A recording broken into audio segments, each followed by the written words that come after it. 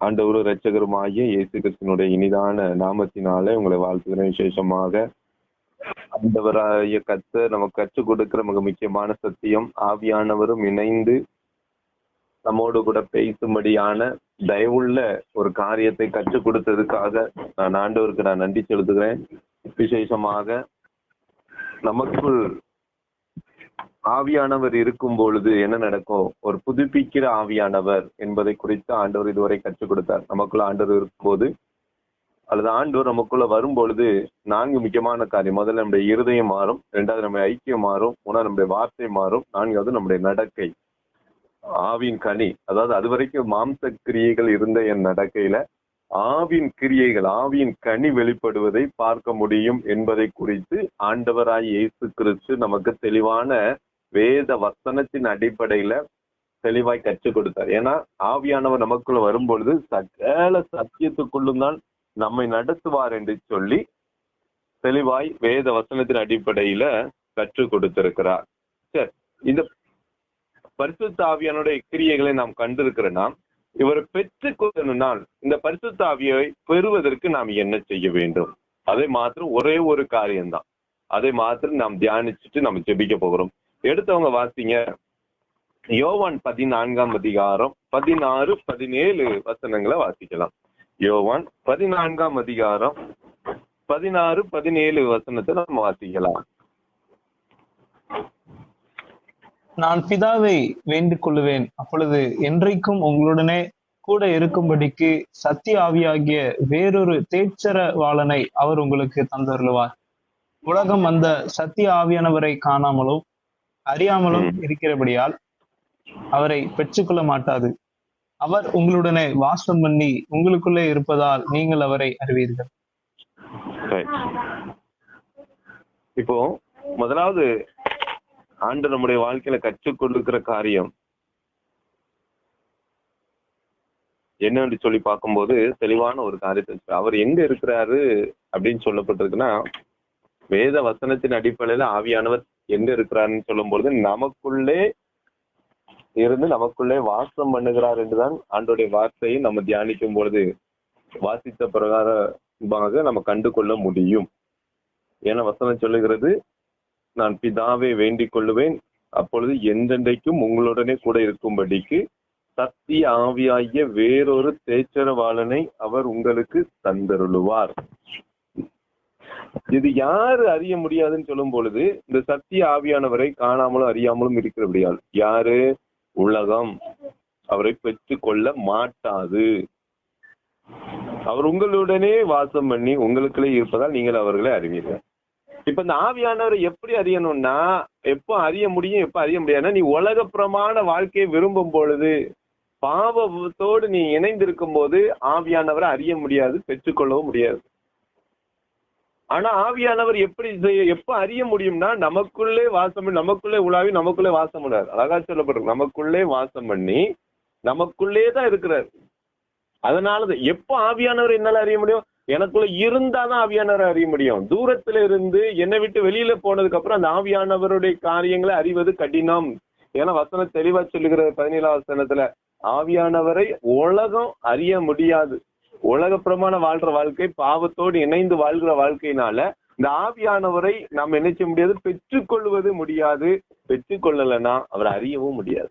எப்போ நான் அறிய முடியும்னா, ஆண்டோட வார்த்தை தெளிவா சொல்லுகிற பிரகாரம் பார்க்கும் பொழுது, அவர் நமக்குள்ளே வாசம் பண்ணி நம்மோடு கூட இருக்கும் பொழுது, என் கூட வாசம் பண்ணி நமக்குள்ளே இருக்கிறார் அவர், அப்பொழுதுதான் அந்த ஆவியானவரை அறிய முடியும். இப்ப இந்த பெற வேண்டுமானால் நமக்கு என்ன காரியத்துகளை ஆண்டவர் கற்றுக் கொடுக்கிறார் என்றால், நாம் கேட்பதற்கு முன்பதாகவே நல்லா புரிஞ்சு கொள்ள வேண்டும். ஆவியானவரை நாம் கேட்பதற்கு முன்பதாகவே அவர் என்ன செய்றார்? நமக்காக கொடுக்கப்பட்டு விட்டார். அவர் ஏற்கனவே கொடுக்கப்பட்டாச்சு. இது இயேசு கிறிஸ்து நமக்கு வாக்குத்தத்தமாய் செய்த காரியம். வாக்குத்தத்தை கொடுத்துட்டு விடல, வாக்குத்தத்தமாய் செய்தே விட்டார் ஆண்டவர். அப்படிதான் சொல்லப்பட்டிருக்கு. நான் பிதா வேண்டிக் கொள்வேன், அப்பொழுது என்றென்றைக்கு உங்களோடனே கூட இருக்கும்படிக்கு சத்திய ஆவியாகிய வேறொரு தேற்றரவாளனை அவர் உங்களுக்கு தந்தருளுவார். அப்போ வாக்குத்தத்தம் பண்ணின பிரகாரம் ஆண்டவராய் இயேசு கிறிஸ்து நமக்கு பரிசுத்த ஆவியானவரை வாக்குத்தத்தம் பண்ணி நமக்கு தந்துட்டாரு. அப்ப அப்படிப்பட்ட ஆவியானவரை ஏன் எனக்குள்ள இருந்து செயல்பட முடியல? ஏன்னா ஆவியானவர் எனக்குள்ள இருக்கும்போது என்னென்ன மாற்றங்கள் வரும் என்பதை நாம அழகா தெளிவாய் சத்தியத்தின் மூலமா இதுவரை கற்றுக்கொண்டோம். இப்ப இந்த ஆவியானவர் என்கிட்ட இல்லைன்னா என் இருதயம் மாறாது, என் ஐக்கியம் மாறாது, என் வார்த்தை மாறாது, என் நடக்கு எல்லாமே டோட்டலா மாற்றமே இருக்காது. உலகத்துக்கு ஏற்றபடியே ஓடிட்டு இருக்கோம். ஒரு நேரம் தான் 2 வேஷம் போடுவோம், 2 எஜமான ஊழியம் செய்யறது இருக்கும். இப்படி ஆவியானவர் இல்லைன்னா இது எல்லாமே இருக்கும். ஒரே போல தேவனுக்கு பிரியமானதை செய்வதற்கு நம்முடைய நடக்கையும் நம்முடைய செயல்பாடும் இடம் கொடுக்காது ஆவியானவர் இல்லாத போது. அப்போ ஏற்கனவே வாக்குத்தத்தம் கொடுக்கப்பட்ட ஆவியானவர் இன்றைக்கு என் கூட இல்லை. இப்ப நாம என்ன செய்ய போறோம்னா, ஐயோ ஆண்டவரே இப்படிப்பட்ட ஒரு ஆவியானவர் எனக்கு வேணுமேன்னு கேட்கறேன்னா, புதுசா ஆவியானவர் நம்ம கேட்க வேண்டியது இல்ல, இழந்த ஆவியானவரை தான் நான் கேட்க போகிறோம். அதுக்குதான் உங்களுக்கு இழந்து போன ஆவியானவர் தான். ஏன்னா ஏற்கனவே நான் கேட்கறதுக்கு முன்பதாகவே எனக்கு என் வாழ்க்கைக்கு தேவை என்பது பரிசுத்த ஆவியானவர் தேவை என்பது அதான் சொல்லுவாங்க. உங்களுக்கு என்ன தேவை என்பது பரமபிதா அறிந்திருக்கிறார். இன்னொன்னு நம்ம உலக தேவை தான் பாக்குறோம். பரிசுத்த ஆவியானவர் இல்ல இந்த வாழ்க்கையில இந்த பூமியில வாழ்வது என் பிள்ளைகளுக்கு கடினங்கிறது என்ன செய்யும்? ஆண்டவருக்கு நன்றாகவே தெரியும். இல்லைன்னா இந்த உலகத்துல ஈஸியா ஜெயிக்க முடியாது, எதையும் என் பிள்ளைகள் பெற்றுக்கொள்ள முடியாது. ஆவியானவர் இருந்தாதான் செயல்படுத்த முடியுங்கிறது ஆண்டவருக்கு நன்றாகவே தெரியும். அதனாலதான் ஆண்டவர் வார்த்தையை தெளிவா சொல்லுகிற, உங்களுக்கு என்ன தேவை என்பதை நான் என்ன செஞ்சிருக்கேன்? பரமபிதா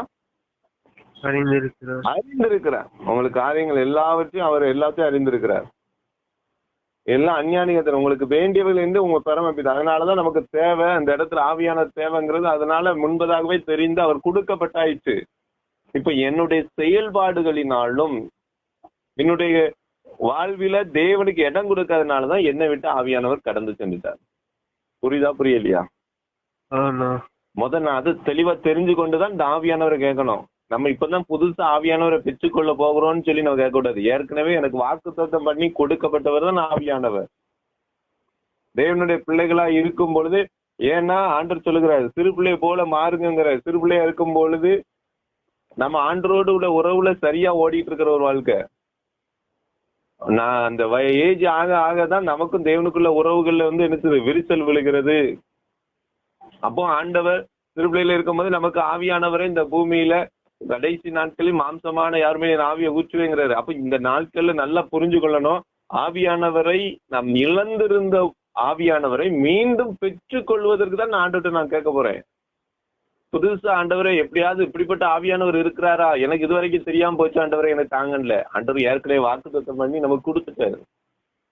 வேறொரு தேற்றவான்னு நான் உங்களுக்கு கொடுப்பேன். நீ இது வரைக்கும் உலகத்துக்கு ஏற்ற போல வாழ்ந்ததுனால அதை பெற்றுக்கொள்ளல. ஆனா வசனம் சொல்லுது, நீ என் பிள்ளையா இருக்கும் பொழுது நான் அது உனக்குள்ளதான் அவர் வைத்திருந்தேன். அவர் உனக்குள்ள உன் கூட இருந்து உனக்குள்ளதான் உலாவி கொண்டு இருந்தார்.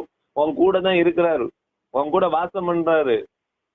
நீ அதனாலதான் நீ ஆண்டவருக்குள்ள நின்ன. இப்ப பின்வாங்கி போறதுனாலதான், நீ ஆண்டரை விட்டு நீ தூரம் போனதுனாலதான் இன்னைக்கு பிரச்சனை. என் வாழ்க்கையில பாடு வரும்போது கூட அவர் என்னை விட்டு தூரம் போக மாட்டாரு. நல்லா புரிஞ்சுக்கொள்ளணும். என் வாழ்வில் பாடுகள் வரும்பொழுது அவர் என்னை விட்டு தூரம் போக மாட்டாரு. அது கூட வசனங்களை வாசிங்களேன். 1 பேதுரு 4:11 வசனத்தை வாசிங்க. 1 பேதுரு 4:11. ஒருவன் போதித்தால் தேவனுடைய வாக்கியங்களின்படி போதிக்க கடவன். ஒருவன் உதவி செய்தால் தேவன் தந்தருளும் பலத்தின்படி செய்ய கடவன். எல்லாவற்றிலையும் இயேசு கிறிஸ்து மூலமாய் தேவன் மகிமைப்படும்படியே செய்வீர்களாக. அவருக்கே மகிமையும் வல்லமையும் சதா காலங்களிலும் உண்டாவதாக. ஆமென். அதுல 14, நீங்கள் கிறிஸ்துவின் நாமத்து நிமித்தம் நிந்திக்கப்பட்டால் பாக்கியவான்கள், ஏனெனில் தேவனுடைய ஆவியாகிய மகிமையுள்ள ஆவியானவர் உங்கள் மேல் தங்கி இருக்கிறார். அவர்களாலே தூஷிக்கப்படுகிறார், உங்களாலே மகிமைப்படுகிறார். நல்லா கவனிச்சுக்கணும். வார்த்தை தெளிவா புரியுதுல.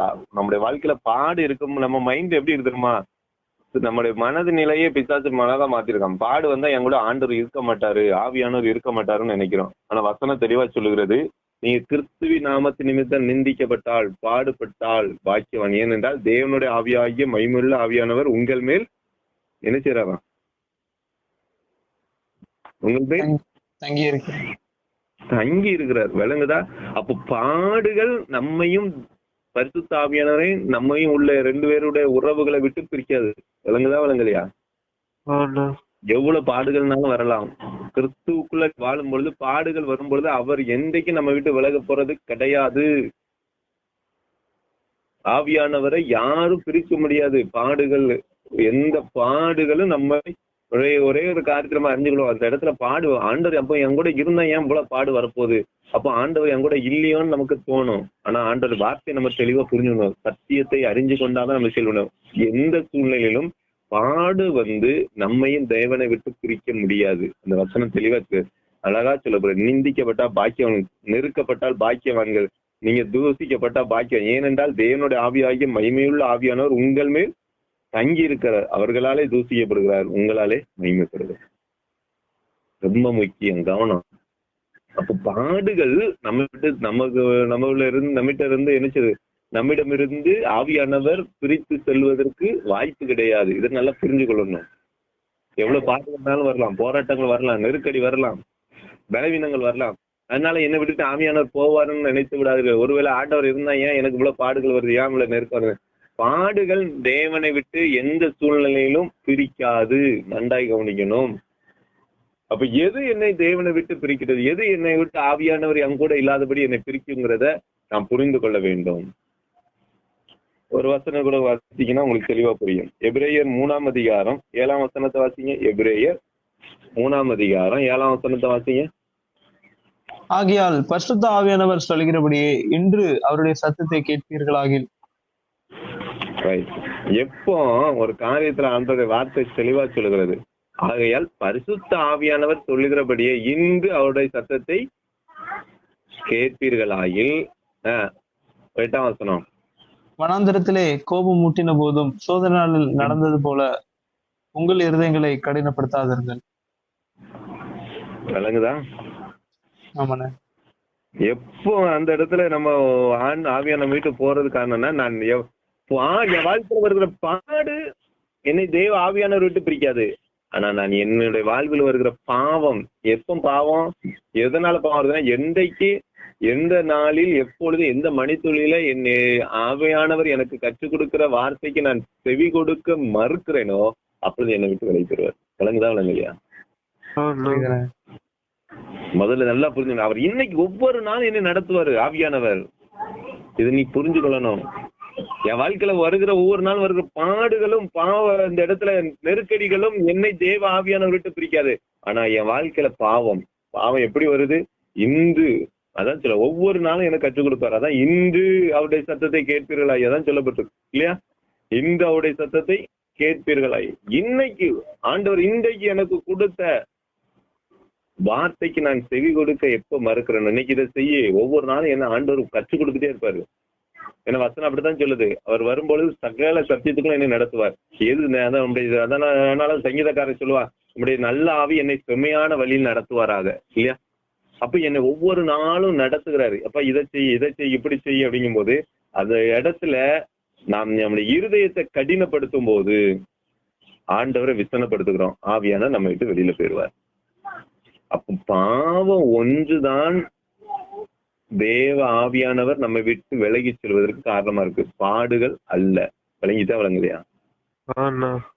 நம்ம ரொம்ப தெளிவா புரிஞ்சுக்கணும். இதுக்கு எப்படி பாவத்தின் நிமித்தம் தான் ஆவியானவர் என்னை விட்டு விலகி சென்றாரா என்பதை ஒரு வார்த்தையினால ஒரு வசனத்தை நம்ம பார்க்கும்போது தெளிவா உங்களுக்கு புரியும். எடுத்தவங்க வாசிங்க. சங்கீதம் 51:10-12 வசனங்களை வாசிங்க. சங்கீதம் 51:10-12. தேவனே, சுத்த இருதயத்தை என்னில் சிருஷ்டியும், நிலைவரமான ஆவியை என் உள்ளத்திலே புதுப்பியும். உமது சமூகத்தை விட்டு என்னை தள்ளாமலும் உமது பரிசுத்த ஆவியை என்னிடத்திலிருந்து எடுத்துக்கொள்ளாமலும் இரும். உமது இரட்சணியத்தின் சந்தோஷத்தை திரும்பவும் எனக்கு தந்து உற்சாகமான ஆவி என்னை தாங்கும்படி செய்யும். 11ஆம் வசனத்துல பின்பகுதி என்ன சொல்லி இருக்கு? உமது பரிசுத்த ஆவியை என்னிடத்திலிருந்து எடுத்துக்கொள்ளாமல். எப்ப எடுத்துக்கொள்ளப்படுவாரு பரிசுத்த ஆவியானவர்? தாவீது எந்த காரியத்தை நிமித்தம்னு சொல்லப்படுதுன்னு பாருங்க. அந்த 1ஆம் வசனத்துக்கு மேல ஒரு இன்ட்ரோடக்ஷன் கொடுத்திருக்கா. என்ன கொடுத்திருக்கு?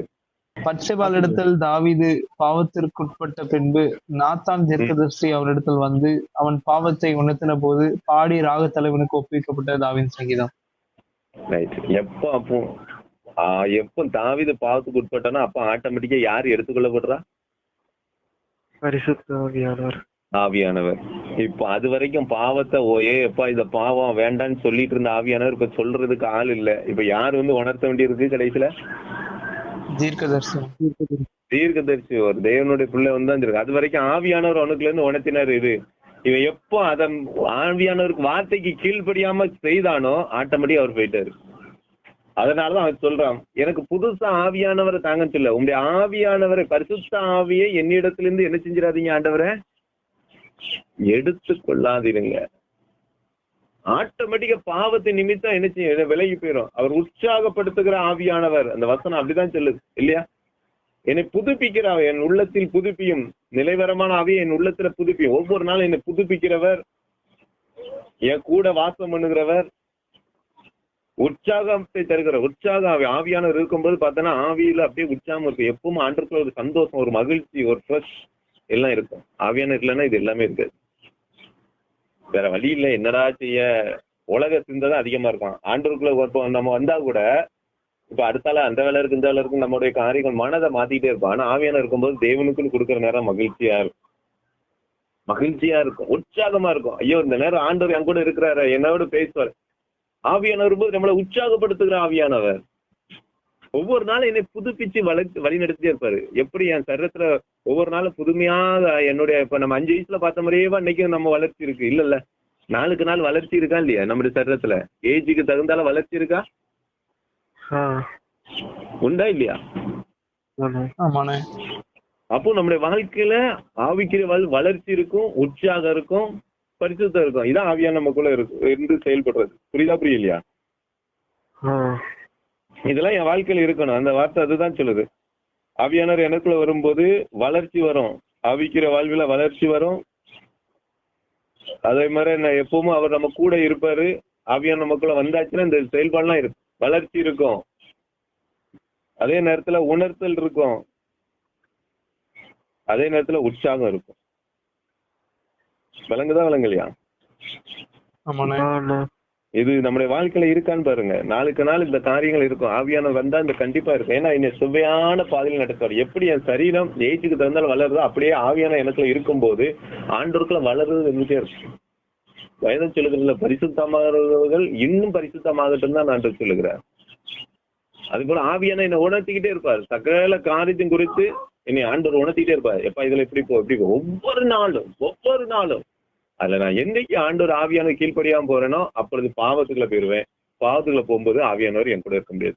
நன்றா எதைத்தான் இன்னைக்கு ஆண்டவர் தெளிவா கற்றுக்கூடாது. ஒருவேளை அப்போ இன்னைக்கு நாம் கற்றுக் கொடுக்குற ஒரு காரியம் என்னன்னா, இப்ப இந்த பரிசுத்த ஆவியானவரை நாம் புதுமையா பெற்றுக்கொள்ளும்படி கேட்க போறல, இழந்த பரிசுத்த ஆவியானவர் தான் கேட்க போறேன்.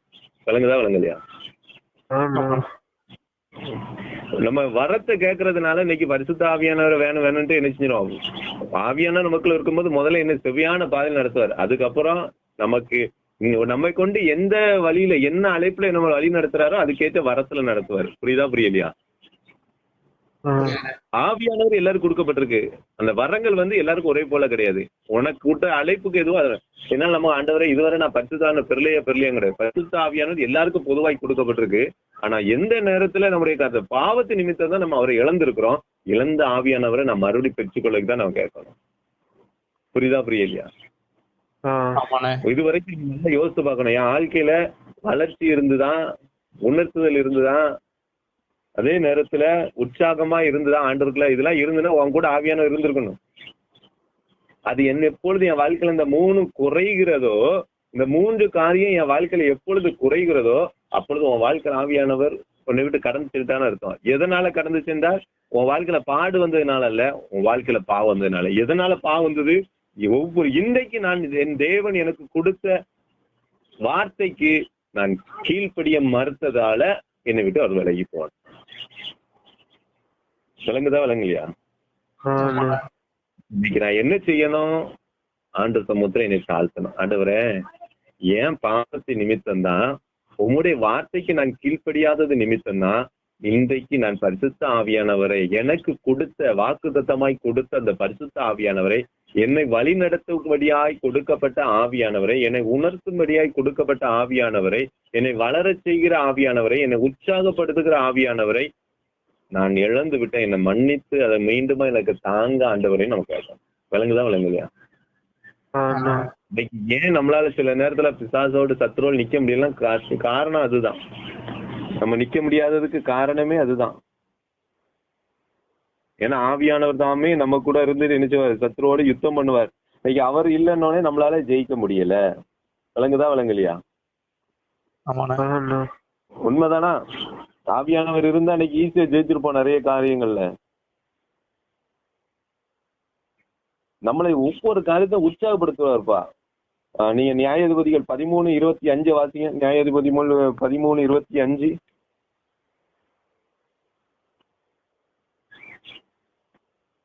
அவன் சேரா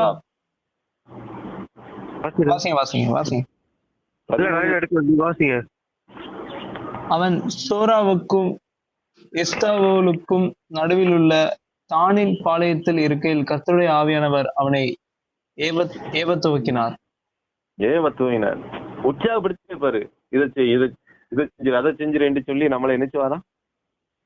உற்சாகப்படுத்துறதை நம்ம பார்க்க முடியும். விளங்குதா விளங்கலையா? ஆமாண்ணே. அதே போல ஏசாயா 59:19 வாசிங்க. அப்பொழுது சூரியன் அஸ்தமிக்கும் திசை தொடங்கி கர்த்தருடைய நாமத்துக்கும் சூரியன் உதிக்கும் திசை தொடங்கி அவருடைய மகிமைக்கும் பயப்படுவார்கள். வெள்ளம் போல் சத்துரு வரும்போது கர்த்தருடைய ஆவியானவர் அவனுக்கு விரோதமாய் குடியேற்றுவார். விளங்குதா? வெள்ளம் போல சத்துரு வரும்பொழுது கர்த்தருடைய ஆவியான அவனுக்கு விரோதமா நினைச்சுவாரா? நமக்காக சத்துருவோடு கூட யுத்தம் பண்ணுவாரா? நமக்கு ஆலோசனை கொடுக்கறதோட விட்டுற மாட்டாரு. ஆவியா நம்ம கூட இருக்கும்போது சத்துரு நம்ம கிட்ட நிக்க முடியாது. இன்னைக்கு ஏன் என்னால ஜெயிக்க முடியல, சில போராட்டங்களை ஜெயிக்க முடியல? ஏதோ விதத்துல நான் ஆண்டோடைய வார்த்தைக்கு, ஆவியானவர் எனக்கு கொடுத்த வார்த்தைக்கு நான் கீழ்ப்படியாமல் இருந்திருப்பேன். என்ன ஏவத்துவங்கிற சிம்சோன் எப்படியா அப்படி பலசாலியா இருந்தான்? ஆவியானவர் சொல்ற காரியங்களை உணர்த்த, இந்த காரியத்தை செய்யுமா நான் செய்யணும், நான் எப்ப செய்ய மறுக்கிறேனோ அப்பொழுது என்னை விட்டு அவர் தூரம் போயிடுவார். நம்மிடத்துல அசூசியான காரியத்தை கண்டு அவர் என்ன செஞ்சிடக்கூடாது, வெளியில போயிடக்கூடாது. ரொம்ப கவனம். இன்னைக்கு அதுதான் நிறைய நேரத்துல நம்முடைய வாழ்க்கையில இருக்கு. தேவன் நம்ம விட்டு வெளியே போறதுக்கு நாமே காரணமா இருந்திருக்கிறோம்.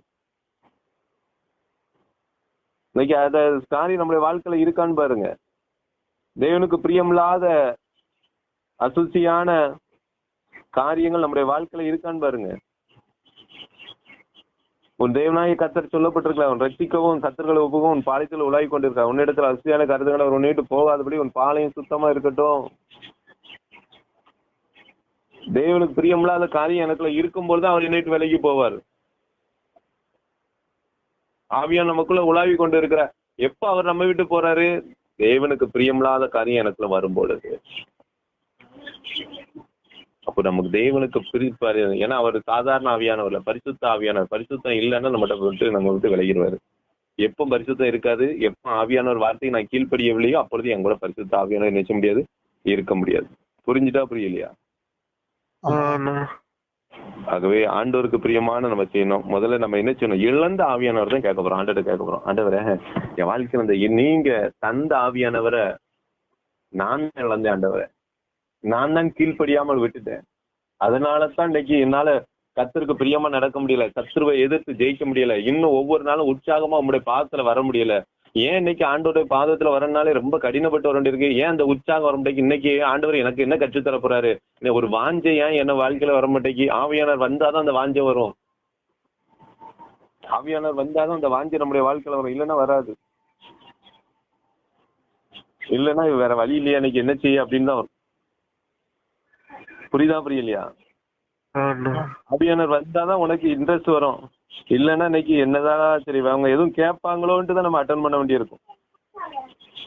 அதனாலதான் இன்னைக்கு ஆண்டவர் தெளிவா கற்றுக் கொடுக்குறாரு. ஆவியானவர் இருந்தாதான் உன் வாழ்க்கை இன்ட்ரெஸ்ட் எப்படி இருக்குன்னு பாருங்க. வைராக்கியமா இருக்கிறோமா? ஆவியானவர் வைராக்கிய வாஞ்ச உள்ளவரா இருக்காருன்னா வேதம் சொல்லுகிறது. ஆகவே இந்த நாளிலும் ஆண்டவர் சத்தியத்தின்படி நம்ம கற்றுக் கொடுக்குற பிரகாரம் நம்ம இன்னைக்கு ஆண்டவர் சமூகத்துல ஒப்பு கொடுத்து கேட்க போறோம். இந்த நாளிலும் ஆண்டவரை இழந்த பரிசுத்த ஆவியானவர் எனக்கு தாங்க. ஆண்டவரே நீர் ஏற்கனவே எங்களுக்கு வாக்குத்தத்தம் பண்ணி எங்களுக்கு கொடுத்துருக்கீங்க. இந்த ஆவியானவரை பெறணும்னா முதல்ல அவர் என்ன புதுசா பெறணுமா எப்படி அப்படிங்கறத நம்ம அறிஞ்சிட்டு கேட்டாதான் அந்த ஆவியானவரை நான் சுலபமா பெற்றுக்கொள்ள முடியும். நான் புதுசா அப்போ ஆவியானவர் வேணும்னு நான் கேட்கக்கூடாது. ஆண்டவரே நான் இழந்தேன், நான் பாவம் செஞ்சதுனால அந்த ஆவியானவரை நான் என்ன செஞ்சுட்டேன்? இழந்து விட்டேன். எனக்கு மீண்டுமாய் தாங்க. தாவீது தன்னிடத்துல கேட்ட பொழுது ஆண்டவர் அந்த ஆவியானவர் மனம் திரும்பி கேட்கும். ஆண்டவர்கிட்ட ஒப்பு கொடுத்து நம்ம கேட்கும் போது நிச்சயமாய் அந்த ஆவியான தரும் பொழுது நாமளும் வளருவோம், சத்ருவையும் ஜெயிப்போம், கர்த்தர் கூட எப்பொழுதும் நிலைத்திருப்போம். கர்த்தர் இந்த வார்த்தைகளை ஆசீர்வதிப்பார். ஆமென். கிருபையும் மகா அன்பு கொண்ட என் அன்பு தகப்பனை, விசேஷமா இந்த நாளிலும் நீர் எங்களோடு பேசினீங்கப்பா. ஆவியானவர் இருக்கும்போது எங்களுடைய வாழ்க்கை மாறுகிறது என்பது தெளிவா கற்றுக் கொடுத்தீங்க. இருதயம் மாறும், ஐக்கியம் மாறும், வார்த்தை மாறும், எங்களுக்கு கிரியைகள் மாறும் என்பதை கற்றுக் கொடுத்தீங்க. ஒருவேளை எங்களுடைய வாழ்க்கையில மாறின இருதயம் மறுபடியும் பின்வாங்கி போச்சுன்னா காரணம் என்னங்கும் போது ஆவியான கூட இல்லை. என் வாழ்க்கையில வருகிற பிரச்சனைகளோ, பாடுகளோ, உபத்திரவங்களோ பரிசுத்த ஆவியானவரை நம்ம விட்டு பிரிக்காது. ஆனா நம் வாழ்வில் வருகிற பாவம் ஆவியானவரை நம்ம விட்டு பிரிச்சு. ஏன்னா ஆவியானவர் இருக்கும் பொழுது வளர்ச்சி இருக்கும், உணர்த்துதல் இருக்கும், உற்சாகம் இருக்கும். ஆண்டருக்குள்ள உற்சாகம், நாளுக்கு நாள் ஏசப்பனை கற்றுக் கொடுப்பாங்கன்னு ஒரு வாஞ்சப்பு இருக்கும். அது என்னைக்கு என் வாழ்க்கை இதெல்லாம் தடையாவதோ டோட்டலா நான் டேமேஜ். ஆவியான எனக்குள்ள இல்லை அப்படின்னா எல்லாத்தையும் நான் விட்டுட்டேன்னு அர்த்தம். அவர் இருக்கும் பொழுது இன்னும் அதிகமாய் சத்ருவோடு ஒரு யுத்தம் பண்ண பலன் தருவார். இல்லைன்னா நமக்கு பலனே இருக்காது. அவர் வைராக்கிய வாஞ்ச உள்ளவர். நான் இன்னைக்கு புதிதான் ஆண்டவர் ஆவியானவருக்காக வரல.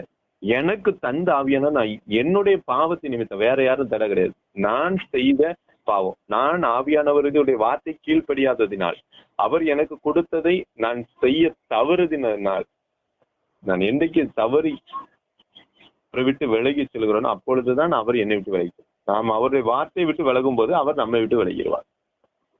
ஆகவே இந்த பரிசுத்த ஆவியானவர் மீண்டும் எனக்கு தாங்கன்னு சொல்லி கேட்கணும். என் பாவம் ஆண்டவரே, இதுலயுமா பேர்ப்பாரு நம்ம நினைப்போம். சின்ன காரியம் கூட நம்ம விட்டு விளைக்கிறோம். அசுசியான காரியம், சின்ன பாவம் கூட நம்ம தேவனை விட்டு விளைக்கிறோம். ஒரு வார்த்தைக்கு நீ கீழ்படியிட்டாலும் முழுவதுமா என்னை பிசாசு இடம் கொடுத்தாதான் ஒரு வார்த்தைக்கு நீ செவி கொடுக்காமல் இருக்கும். நான் 99% ஆண்டு கீழ்படுகிறேன். ஒண்ணு யாருக்கு கொடுக்குறேன்னு தான் கேட்பார். ஆவியானவர் சுத்த பரிசுத்தம் உள்ளவர், அவர் மட்டும்தான் தங்கி இருப்பாரு. அவரோடு பங்கு போடுறதுக்கு சத்ருவும் பங்கு போடுறதுக்கு அவனுடைய அனுமதிக்க மாட்டார். நம்ம நிறைய நேரத்துல அவருக்கும் ஆண்டவருக்கு 99 இவருக்கு 1 முழுமையாய் சத்துருக்கு இடம் கொடுத்தாதான் அந்த 1% பாவத்தை கூட நம்ம செய்ய முடியும். இதுல என்ன இருக்குன்னு நினைப்ப, அதுதான் உன்னை விட்டு தேவன் ஆவியான விலைக்கு போறதுக்கு காரணமா இருக்கும். இன்னைக்கு ஆண்டுட்டு ஒப்பு கொடுப்போம் ஐசப்பா. இன்னைக்கு நாங்களும் நிறைய நேரத்தை தாவீதை போல உங்களுடைய வார்த்தைக்கு செவி கொடுக்காம பாவத்தை செய்து உங்களுடைய ஆவியான நீர் எங்களுக்கு தந்த பரிசுத்த ஆவியான இழந்தது உண்மைதான்ப்பா. இந்த மாதிரி எனக்கு தாங்க உண்மையா கேட்க போறீங்க, உண்மையா கேளுங்க. இன்னைக்கு வார்த்தை கேட்டுட்டோன்னு விட்டுறாதீங்க தயவா. இன்னைக்கு நம்மளுடைய சமூகத்தை இன்னைக்கு கொண்டு கூடி இருக்க திருப்பி பாராட்டி இருக்காருலவா, மனதார கேட்பியா?